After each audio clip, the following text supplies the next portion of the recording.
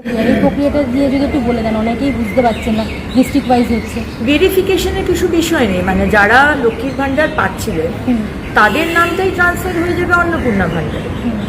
আপনারা 1000 টাকা বা 1200 টাকা পাচ্ছিলেন বা 1500 টাকা লিস্ট 1 মাস আগে পেয়েছেন, আমাদের সরকারে আপনারা 3000 টাকা পাবেন। যারা যারা সিএর জন্য অ্যাপ্লাই করেছেন তারা পাবেন, কারণ আপনাদের অ্যাপ্লিকেশনের রাস্তায় রয়েছেন, প্রসেসে।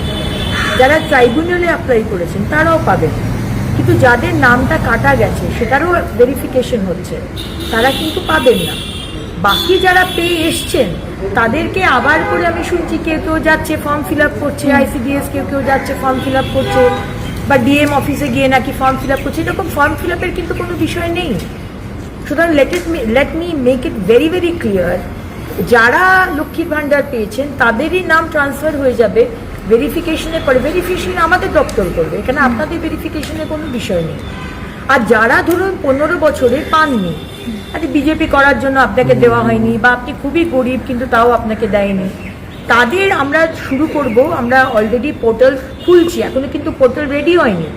অনেক জায়গাতে সংবাদ মাধ্যমে আমি দেখছি পোর্টাল খুলে গেছে, এটা কিন্তু সম্পূর্ণ ভুয়ো কথা।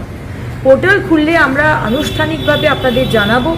যারা যারা পাচ্ছেন না সেই পোর্টালে অ্যাপ্লাই করবেন, যারা পাননি 15 বছর ধরে, এবং তাদেরটা আমরা 2-3 মাস বাদে বাজেট হওয়ার পরে আমরা সেটা দেবো।